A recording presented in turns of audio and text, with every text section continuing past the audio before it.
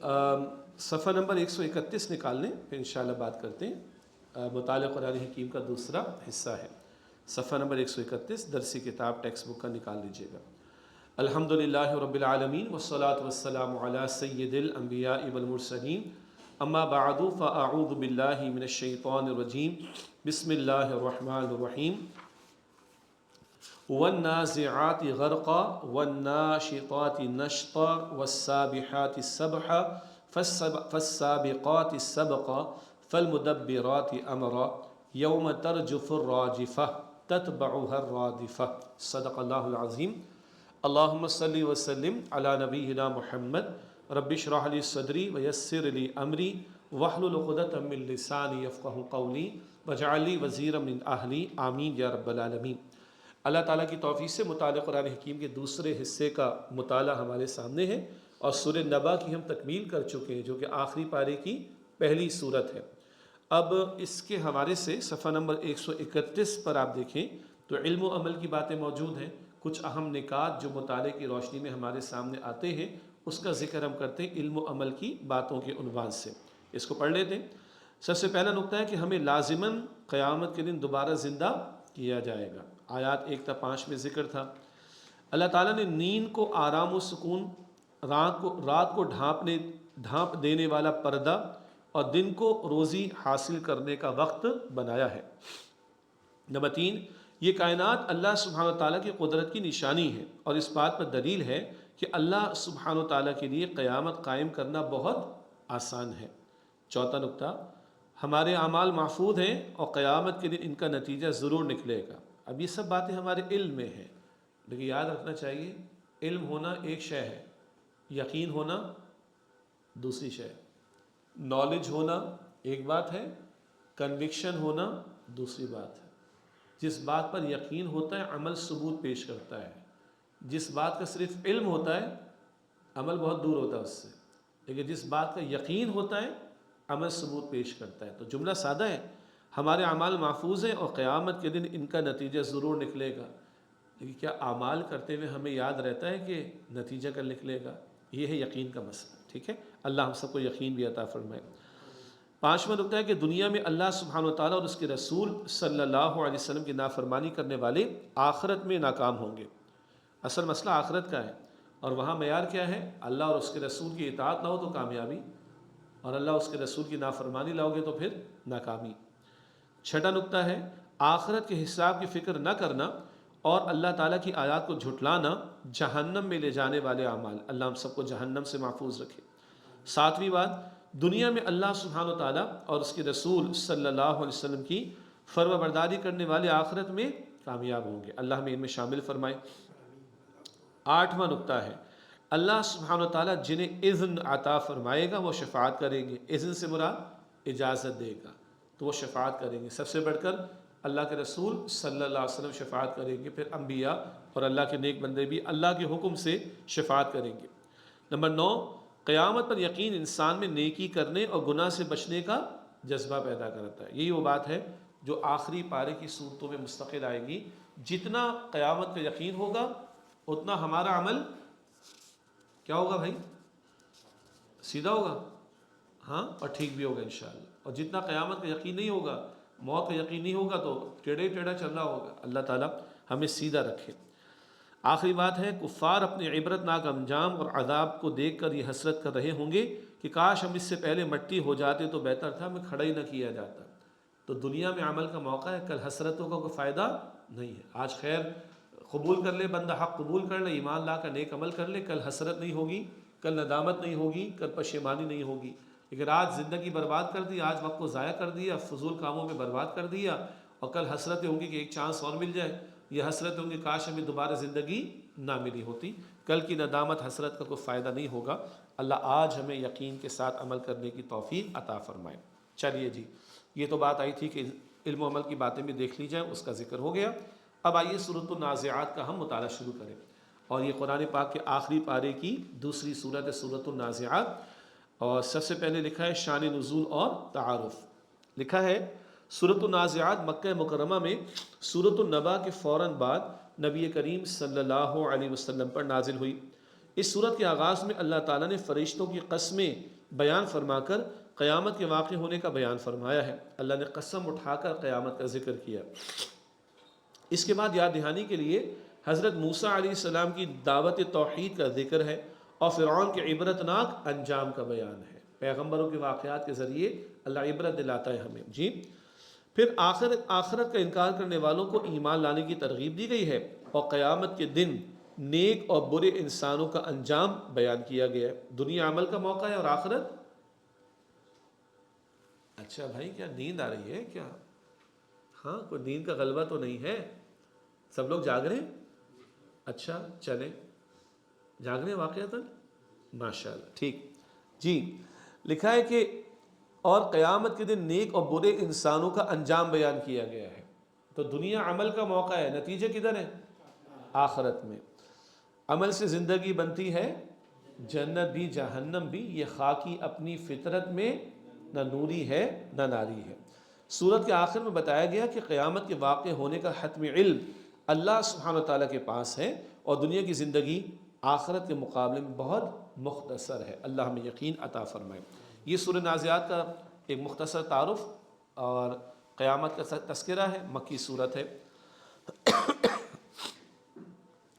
اعوذ باللہ من الشیطان الرجیم، میں اللہ کی پناہ میں آتا ہوں شیطان مردود سے۔ بسم اللہ الرحمن الرحیم، اللہ کے نام سے شروع جو بڑا مہربان نہایت رحم فرمانے والا ہے۔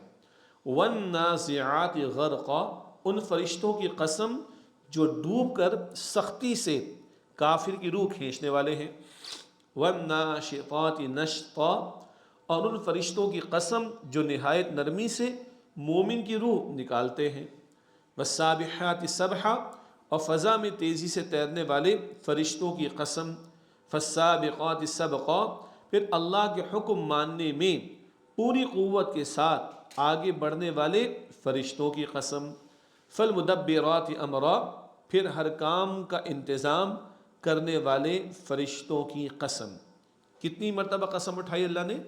5 مرتبہ، اور یہاں فرشتوں کی قسم اٹھانے کا ذکر ہے۔ تھوڑی سی بات بعد میں تشریح میں کر لیں گے انشاءاللہ۔ یہ قسم اٹھانے کے بعد اللہ قیامت کے واقع ہونے کا تذکرہ فرما رہا ہے۔ یوم ترجف الراجفہ، معاف کیجیے گا، یوم ترجف الراجفہ، جس دن کانپنے والی زمین کانپے گی۔ تتبعها الرادفہ، اس کے بعد پیچھے آنے والا ایک زلزلہ آئے گا۔ قلوب یومئذ واجفہ، اس دن کئی دل خوف سے دھڑکتے ہوں گے۔ ابصارها خاشعہ، ان کی آنکھیں جھکی ہوں گی۔ یقولون ائنا لمردودون فی الحافرہ، وہ کہتے ہیں کیا واقعی ہم پہلی حالت میں واپس یعنی پھر زندہ ہوں گے؟ اذا كنا عظاما نخرہ، کیا جب ہم کھوکھلی ہڈیاں ہو جائیں گے؟ قالوا، وہ کہتے ہیں تلک اذا کرۃ خاسرہ، اس وقت یہ بڑے نقصان کی واپسی ہوگی۔ فانما هي زجرۃ واحدہ، لہذا وہ تو صرف ایک ڈانٹ ہوگی۔ فاذا هم بالساہرہ، تو وہ سب ایک دم کھلے میدان یعنی حشر میں جمع ہوں گے۔ یہاں تک رک کے پھر ہم ان آیات کی تشریح کرتے ہیں، پھر اس کے بعد حضرت موسیٰ علیہ السلام کا ذکر آئے گا اور فرعون کا بھی تذکرہ ہوگا۔ یہ 5 مرتبہ قسم اٹھانے کے بعد قیامت کے برپا ہونے کا ذکر اللہ تعالیٰ فرما رہا ہے۔ اب آئیے ان آیات کی تشریح دیکھ لیتے ہیں۔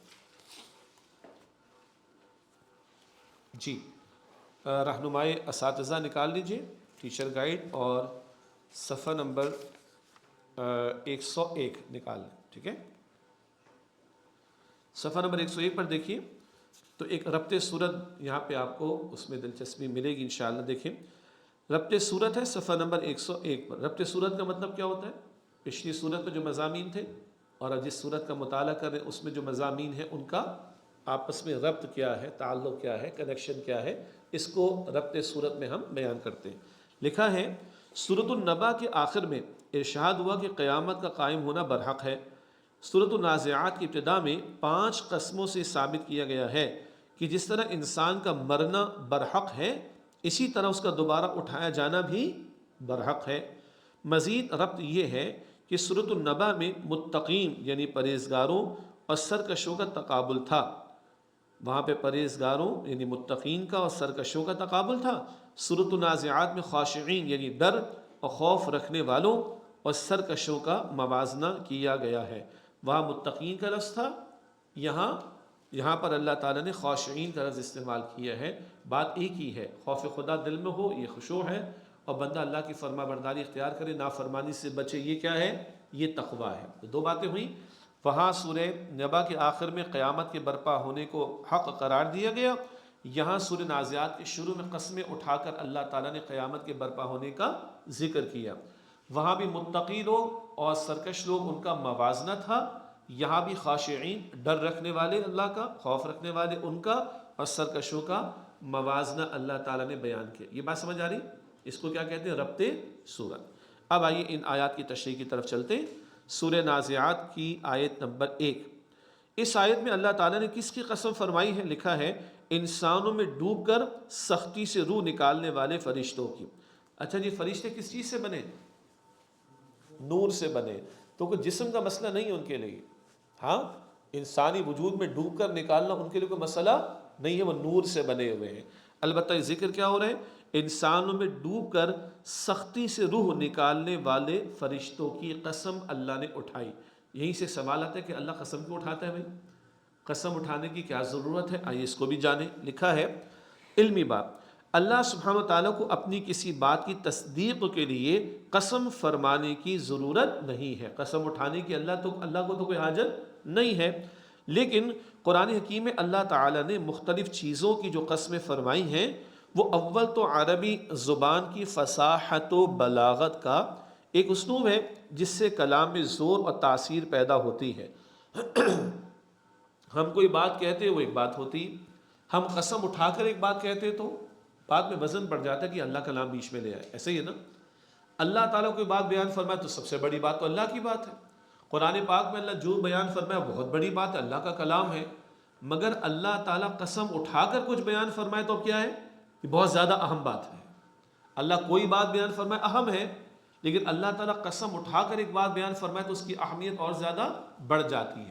یہ عربی اسلوب بھی ہے، عربی فصاحت و بلاغت کا اسلوب بھی، کہ قسم اٹھا کر بعد میں وزن پیدا کیا جاتا ہے، قسم اٹھا کر بعد میں تاکید پیدا کی جاتی ہے۔ یہاں کون قسم اٹھا رہا ہے؟ اللہ۔ تو جس بات پر قسم اٹھائی جا رہی ہوگی اس کے حق ہونے میں تو کوئی شک نہیں ہوگا کہ اللہ قسم اٹھا کر ایک بات کو بیان کر رہا ہے۔ لکھا ہے دوسرے جن چیزوں کی قسم ذکر کی گئی ہے ان پر اگر غور کیا جائے تو اس دعوے کی دلیل ہوتی ہے جو ان قسموں کے بعد مذکور ہوتا ہے۔ مذکور کا مطلب ذکر کیا جاتا ہے۔ کیا مطلب؟ اللہ تعالیٰ جو قسم اٹھاتا ہے کسی بات پر، تو جس بات پر قسم اٹھائی جاتی ہے وہ بات، اور جس چیز کی قسم اٹھائی جا رہی ہے، جس چیز کی قسم اٹھا کر کوئی بات بیان کی جا رہی ہے، ان دونوں میں بڑا گہرا ربط ہوا کرتا ہے۔ تو یا کوئی بات اللہ تعالیٰ بیان فرما رہے تو اس کی دلیل اللہ تعالیٰ قسم میں بیان کر رہا ہوتا ہے۔ ایک ایک چیز کی قسم کا اٹھایا جانا اور ایک ہے اس کے بعد ایک بات کو بیان کرنا۔ اگر وہ دعویٰ ہے تو قسم میں اس کی دلیل موجود ہوا کرتی ہے۔ بات واضح ہو رہی؟ اور قسم اٹھا کر اللہ تعالیٰ بیان کرے، یہ پچھلی بات تھی، تو اس کی اہمیت اور زیادہ بڑھ جاتی ہے۔ آگے لکھا ہے تیسرا، یعنی ایک اور وجہ، بعد میں آنے والی بات کی عظمت اور اہمیت ظاہر کرنے کے لیے قسم ذکر کی جاتی ہے۔ بات پہلے بھی آئی ہے کہ اللہ تعالیٰ اہمیت اگر کسی چیز کے بیان فرمانا چاہتا ہے تو اس کے آغاز میں قسم کو ذکر فرماتا ہے۔ اچھا، آخری پارے میں کون سی سورت چھوٹی سی ہے جس میں اللہ نے قسم اٹھائی ہے؟ سورہ عصر میں، والعصر ان الانسان لفی خسر۔ کس بات کی قسم اٹھائی اللہ نے؟ عصر کی، زمانے کی۔ ٹھیک ہے، ہم عصر لوگ، ہمارے زمانے کے لوگ، ٹھیک ہے، ہم عصر لوگ، ہمارے زمانے کے لوگ۔ اللہ نے زمانے کی، تاریخ کی، گزرتے زمانے کی قسم اٹھائی۔ آگے الفاظ کیا ہیں؟ ہاں، تو اللہ قسم اٹھا رہا ہے انسانیت کی تاریخ کی اور بتا رہے ہیں کہ سارے انسان خسارے میں، الا الذین آمنوا وعملوا الصالحات وتواصوا بالحق وتواصوا بالصبر، سوائے وہ جو ایمان لائے اور جنہوں نے نیک اعمال کیے، مل جل کر ایک دوسرے کو حق کی وصیت کی اور مل جل کر ایک دوسرے کو صبر کی وصیت کی۔ یہ کام کرنے والے تو کامیاب ہیں، اور جنہوں نے یہ کام نہ کیے تو دیکھ لو، آج کوئی فرعون کا نام عزت سے لینا پسند کرتا ہے؟ دولت تو تھی، شہرت تو تھی، مال تو تھا، جائیداد تو تھی، کرسی تو تھی، اقتدار تو تھا، کوئی عزت سے نام نہیں لیتا۔ حضرت بلال کا نام کیسے لیتے ہیں ہم؟ عزت سے لیتے رضی اللہ عنہ. ایمان ہے، تقوی ہے، نیک اعمال ہیں. تو تاریخ بتا رہی کہ انسان خسارے میں سوائے وہ جو ایمان لائے، نیک عمل کرے، حق کی وصیت کرے اور صبر کی ایک دوسرے کو وصیت کرے. یہ ہوتا ہے قسم جس بات کی اٹھائی جا رہی اور جس بات پر اٹھائی جا رہی ہے ان کے درمیان ربط بھی ہوا کرتا ہے. چلے ایک تو پہلی آیت میں قسم دی، اس کے ذہن میں باتیں آ گئی، آگے بات آسان ہو جائے گی انشاءاللہ. دوسری آیت، اس آیت میں اللہ نے کس کی قسم فرمائی؟ لکھا ہے نرمی اور آسانی سے روح نکالنے والے فرشتوں کی. روح نکالے جانے کا معاملہ بھی بڑا سخت مرحلہ ہوتا ہے.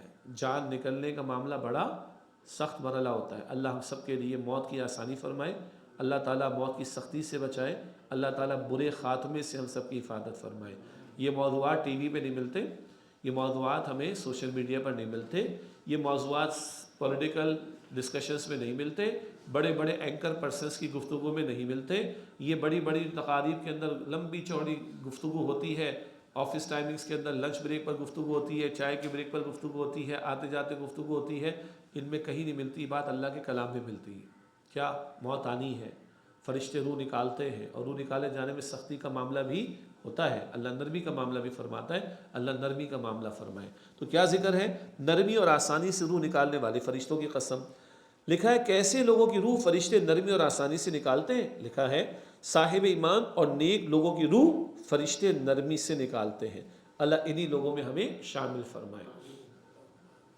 جیسے اگر ایک مشکیزہ ہو نا، پہلے وہ رسی وغیرہ لگا کے بند کرتے تھے، بس اس کو کھول دیا نکل گئی. اتنی آسانی اللہ نیک لوگوں کی روح فرشتوں کے ذریعے اتنی آسانی سے نکلواتا ہے. اللہ ایسا ہی روح کے نکلنے کا معاملہ ہم سب کو عطا فرما دے. آیت نمبر 3، اس آیت میں اللہ تعالیٰ نے کس کی قسم فرمائی ہے؟ لکھا ہے روحوں کو لے کر فضا میں، اچھا معاف کیجئے گا، یہ آیت نمبر 1 میں وہی سوچا تھا، دوسری بات کہاں چلی گئی. آیت نمبر 1 کے بیان میں دوسری بات رہ گئی تھی.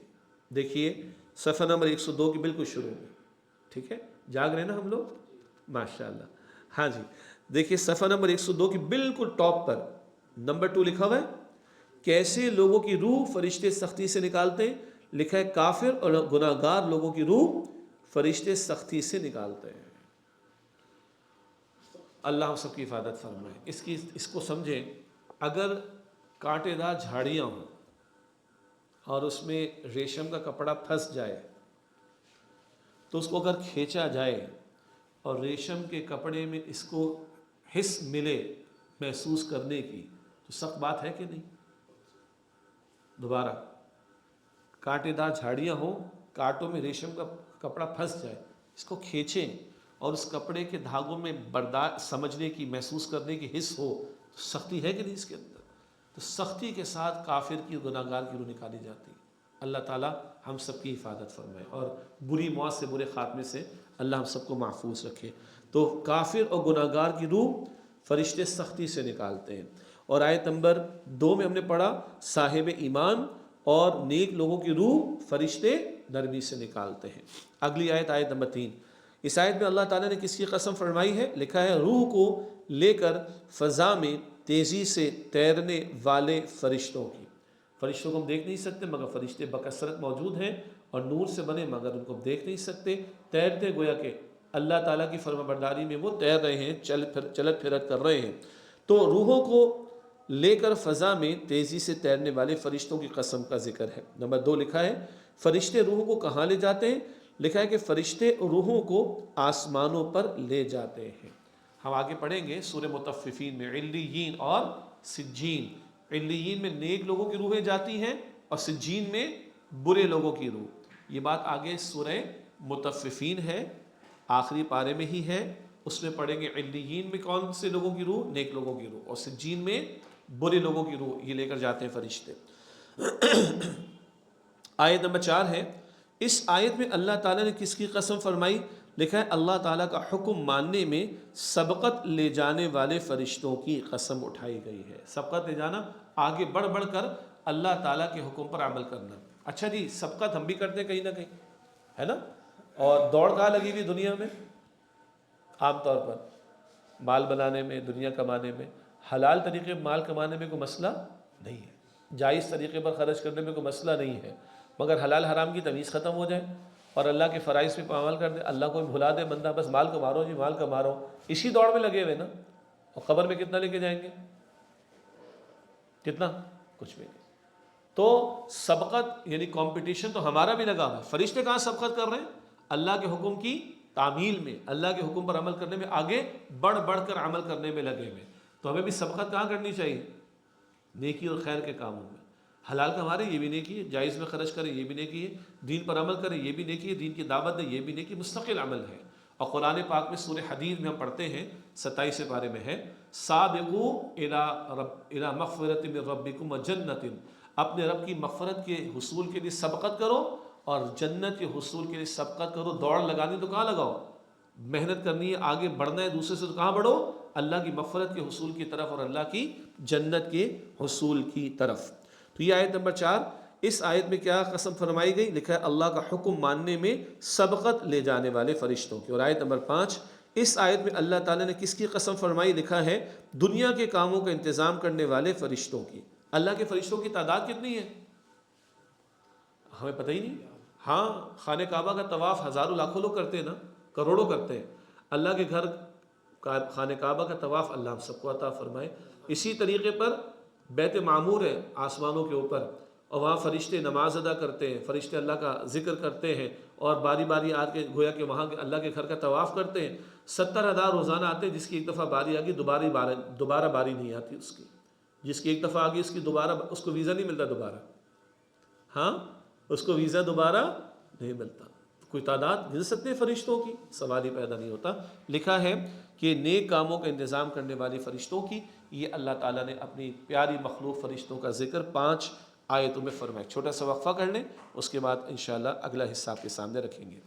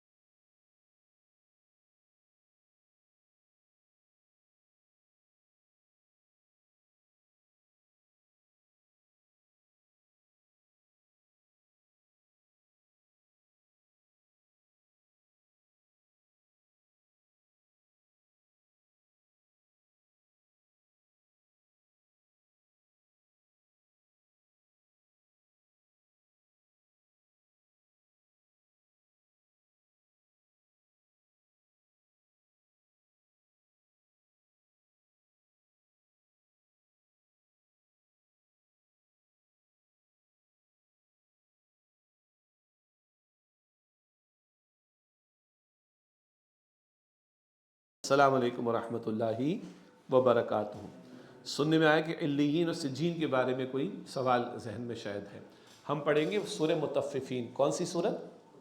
اسی آخری پارے میں چند صورتوں کے بعد۔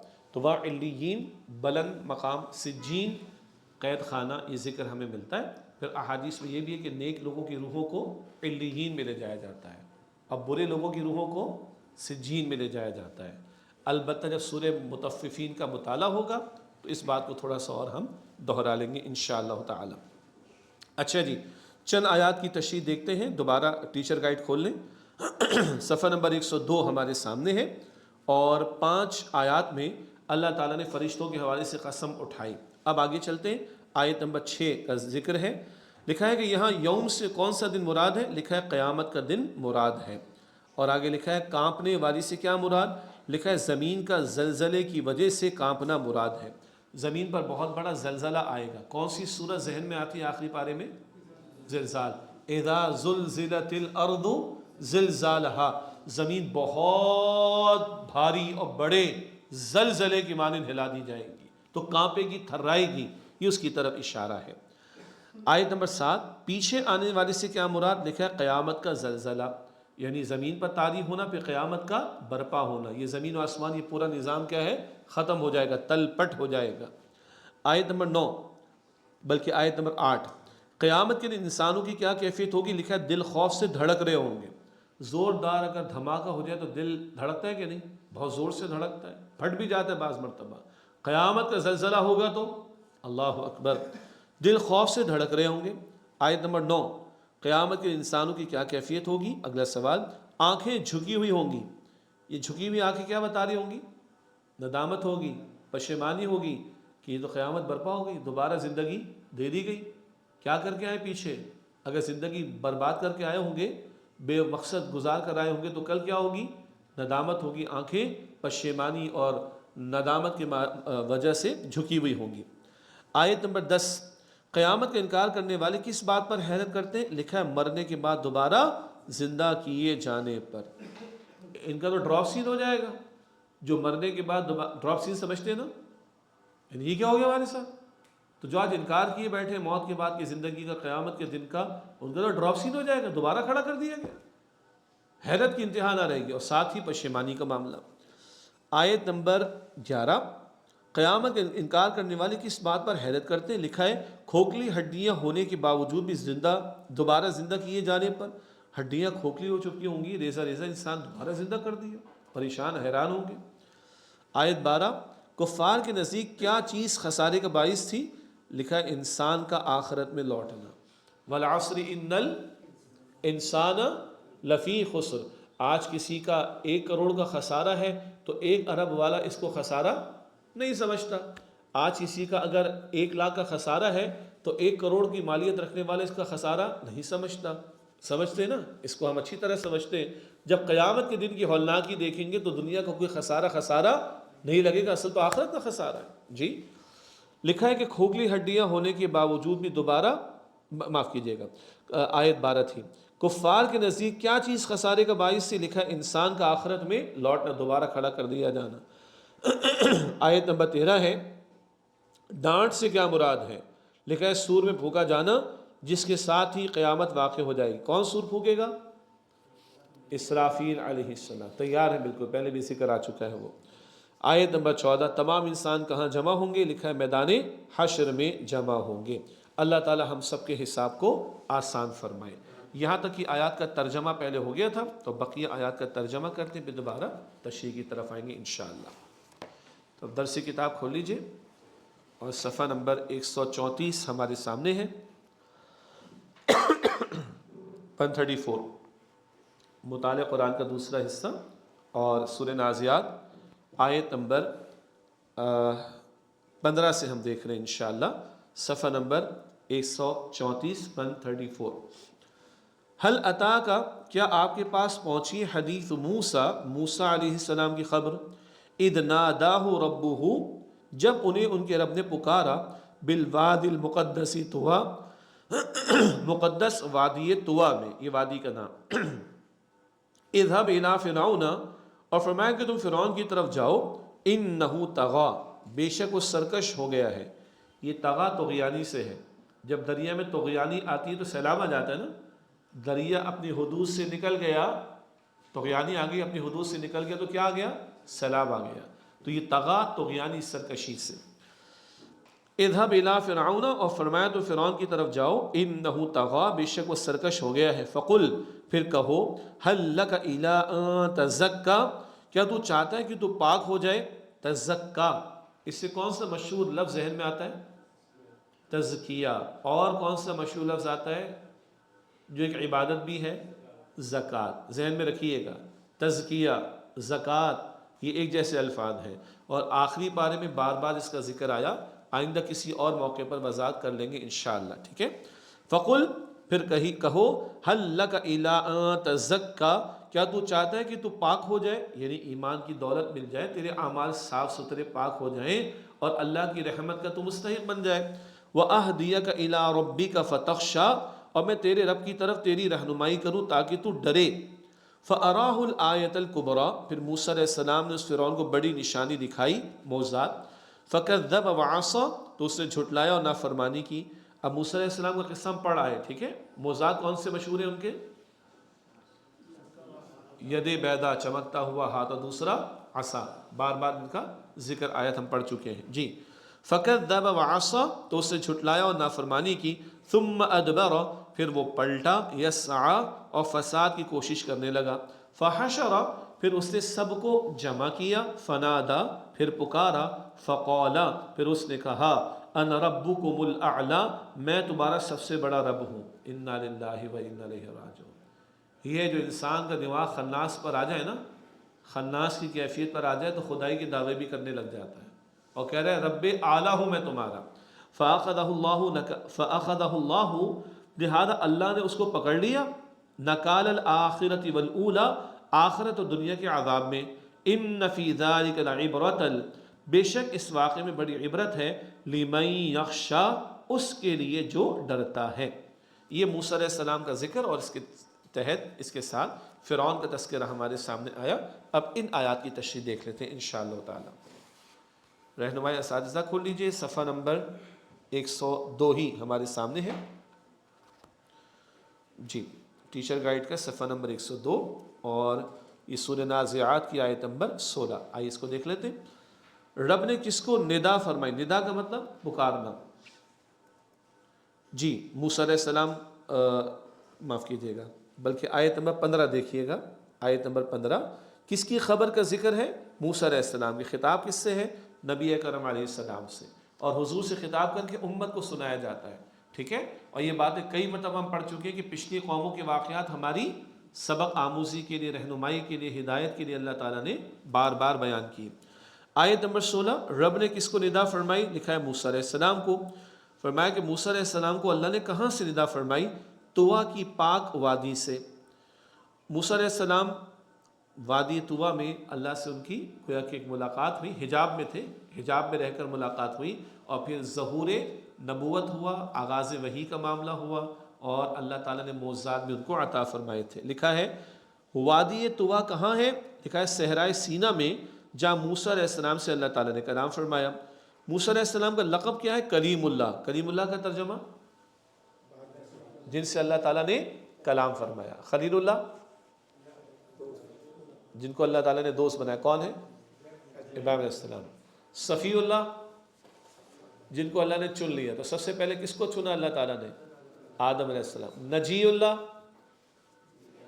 جن کو اللہ تعالیٰ نے نجات دی، حضرت نوح علیہ السلام، ٹھیک ہے۔ اور روح اللہ سبحان اللہ، عیسیٰ علیہ السلام۔ اچھا اس کو سمجھ لیں کہ وہ اللہ کی روح میں آ گئی، نہ نہ نہ نہ نہ، استغفر اللہ، یہ بات کہیں ہم نے شاید سمجھی ہو پہلے۔ بیت اللہ کا مطلب اللہ کا گھر، تو کیا اللہ اس گھر میں رہتا ہے؟ نہیں، اس گھر کی نسبت اللہ کی طرف ہے۔ روح اللہ کہ اللہ آگے ان میں، نہ نہ نہ، معاذ اللہ، وہ خاص روح جو ان میں پھونکی گئی وہ کس نے پھونکی؟ اللہ نے۔ اس روح کی نسبت اللہ نے اپنی طرف کی، گھر کی نسبت اللہ نے اپنی طرف کی ہے۔ گھر اللہ کا ہے، اللہ گھر میں نہیں رہتا ہے۔ روح اللہ کی نسبت، روح کی نسبت اللہ نے اپنی طرف کی ہے، اللہ کی خاص حکم سے وہ روح پھونکی گئی کس میں؟ عیسیٰ علیہ السلام میں، نہ کہ معاذ اللہ جو عیسائیوں کا تصور ہو کہ اللہ ہی ان کی ذات میں آ گیا، استغفر اللہ۔ بہرحال تو کلیم اللہ جن سے اللہ نے کلام فرمایا جی۔ کلیم اللہ کے معنی کیا ہے؟ اللہ سے بات چیت کرنے والا۔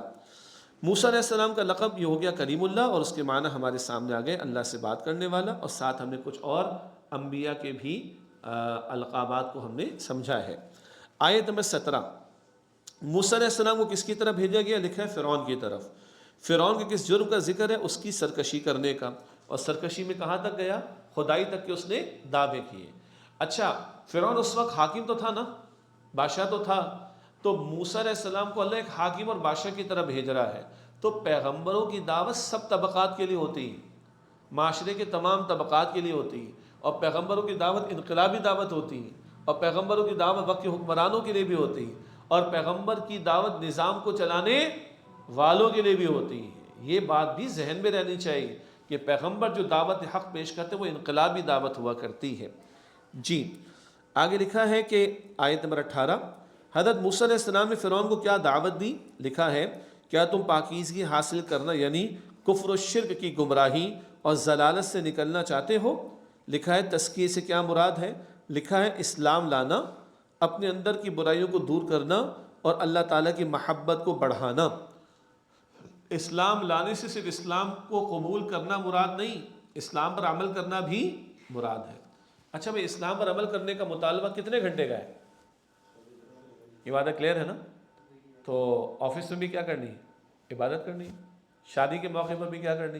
عبادت کرنی، میت کے موقع پر بھی اسلام پر عمل کرنا۔ کیا مطلب؟ ہر حال میں اللہ اور اس کے رسول کے حکم کو سامنے رکھ کر معاملہ کرے تو حلال کمائے ثواب ملے گا، خوشی غمی کا موقع ثواب ملے گا، معاملات کریں گے ثواب ملے گا۔ تو اسلام پارٹ ٹائم جاب نہیں ہے کہ جمعے کے 2 گھنٹے مسلمان ہو جائیں گے باقی فارغ، 5 وقت کی نماز میں اچھے مسلمان ہو جائیں گے باقی 22-23 گھنٹے فارغ، ایسا نہیں، یہ 24 گھنٹے کا معاملہ ہے۔ بہرحال تو تزکیہ آئندہ کی صورتوں میں بھی اس پر بات کریں گے۔ یہاں لکھا ہے اسلام لانا، اپنے اندر کی برائیوں کو دور کرنا اور اللہ تعالیٰ کی محبت کو بڑھانا۔ لکھا ہے آیت نمبر 19 میں حضرت موسیٰ علیہ السلام نے فرعون کو کیا دعوت دی؟ لکھا ہے اللہ تعالیٰ سے ڈرنے کی دعوت دی۔ آیت 20 موسیٰ علیہ السلام نے فرعون کو کون سی بڑی نشانی دکھائی؟ لکھا ہے چمکتا ہاتھ اور عصا کا سانپ بن جانے کا معجزہ دکھایا، یہ ہم پڑھائے ہیں۔ آگے لکھا ہے آیت نمبر 21 موسیٰ علیہ السلام کی دعوت پر فرعون نے کیا کیا؟ جھٹلایا اور نافرمانی کی۔ آیت 22 موسیٰ علیہ السلام کی دعوت فرعون نے کیا کیا؟ پلٹا اور فساد کی کوشش کرنے لگا۔ اور مزید آیت نمبر 23 دیکھ لیں، موسیٰ علیہ السلام کی دعوت پر فرعون نے مزید کیا کیا؟ سب کو جمع کر کے پکارا۔ اچھا بعد میں یہ بھی ہوا کہ اس نے سارے مملکت سے کن کو جمع کیا تھا؟ یاد آ گیا نا پورا واقعہ؟ بس ماشاءاللہ ذہن میں رکھیے گا۔ آیت 24 ہے، فرعون نے کیا دعویٰ کیا؟ میں تمہارا سب سے بڑا رب ہوں۔ یہ بڑا اصل مسئلہ دیکھیں، خالق ہونے کا دعویٰ نہیں کیا اس نے، کیونکہ فرعون کا بھی ابا تھا، پہلے بھی بات آ چکی ہوگی، فرعون کے ابا کا بھی ابا تھا، تو یہ تو نہیں کہہ سکتا کہ خالق میں ہوں، کہے گا تو خود پیدا ہوا ہے تو خالق کیسے ہو سکتا ہے؟ لیکن رب ہونے کا دعویٰ کس معنی میں؟ بھائی محلات تو میرے، ہاں وسائل تو میرے، عوام تو میری ہے، زمین تو میری ہے، حکم تو میرا ہے، حکمرانی تو میری ہے، سب کے معاملات کو کون چلا رہا ہے؟ میں چلا رہا ہوں۔ حالانکہ ہم کہتے ہیں الحمدللہ رب ہمارا ایمان اللہ چلا رہا ہے، کل اختیار اللہ کا ہے۔ یہ بھی خناس دماغ کا جو انسان کو یہاں تک لے کر آتا ہے کہ وہ رب نہیں، رب اعلیٰ ہونے کا دعویٰ کر رہا ہے۔ انسان گرنے پر آئے، سرکشی پر آئے، خناس اس کے دماغ میں اگر آ جائے تو یہاں تک پہنچتا ہے کیا دعوے کر رہا ہے؟ رب اعلیٰ ہونے کا، معاذ اللہ۔